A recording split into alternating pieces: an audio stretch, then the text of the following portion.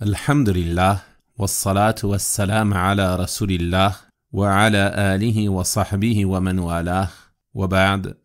Chers auditeurs, nous allons voir aujourd'hui le 6e et dernier pilier de la foi, qui consiste à avoir foi au destin, qu'il soit bon ou mauvais. Donc tout d'abord, il faut savoir que le destin est ce qu'Allah subhanahu wa ta'ala a décrété pour les créatures en fonction de son savoir antérieur et de ce qui découle de sa sagesse. Et avoir foi au destin est une obligation, car la foi ne peut être acceptée sans cela.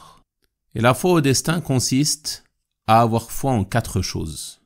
La première est le savoir, c'est-à-dire que le croyant doit avoir la ferme conviction que le savoir d'Allah subhanahu wa ta'ala est parfait, qu'il sait parfaitement, de manière globale et détaillée, tout ce qui se passe dans l'univers, comme bien et comme mal, comme naissance et comme mort, comme santé et maladie, comme action et délaissement, et ainsi de suite parmi les choses passées, présentes et futures. Car il est celui qui sait parfaitement toutes choses, subhanahu wa ta'ala.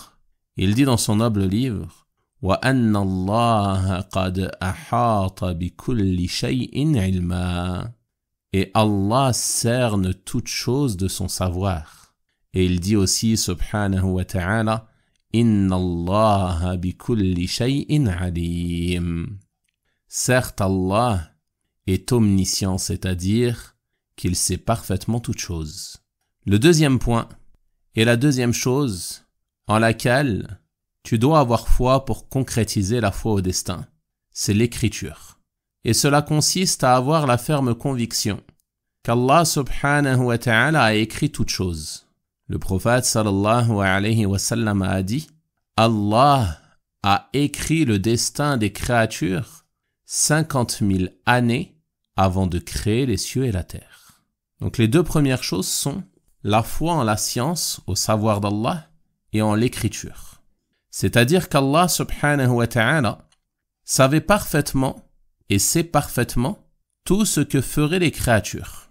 Il a donc ordonné que soit écrit ce qu'il savait. Et ces deux premiers points sont réunis dans sa parole. Alam ta'lam anna Allah ya'lamu ma fis samaa'i wal ard. Inna dhalika fi kitab.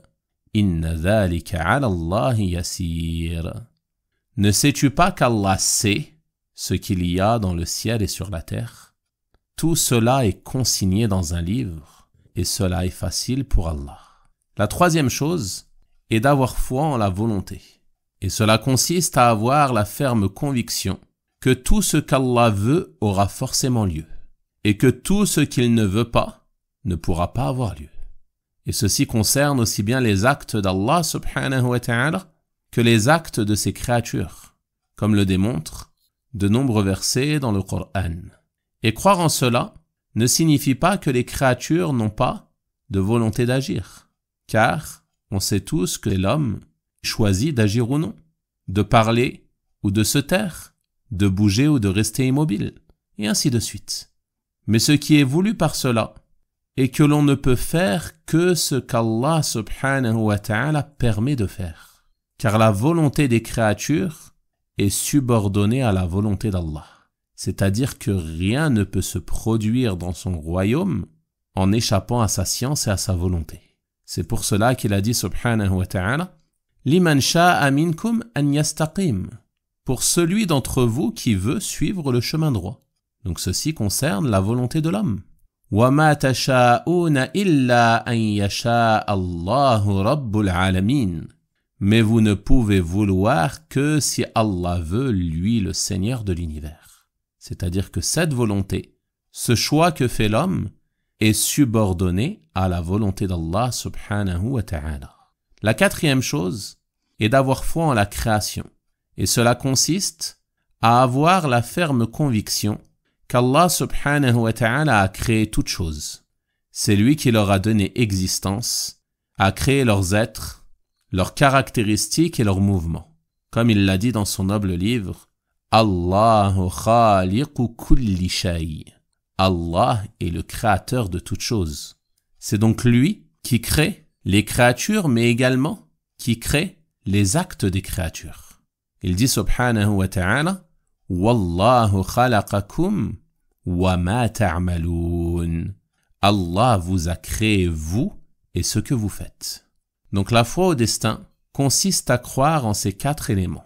Que tu crois qu'Allah sait toutes choses parmi les actes, les termes de chaque créature, leur subsistance et ainsi de suite.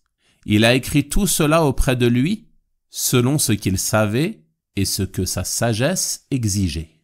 Tout ce qu'il veut aura lieu, et ce qu'il ne veut pas ne pourra pas avoir lieu.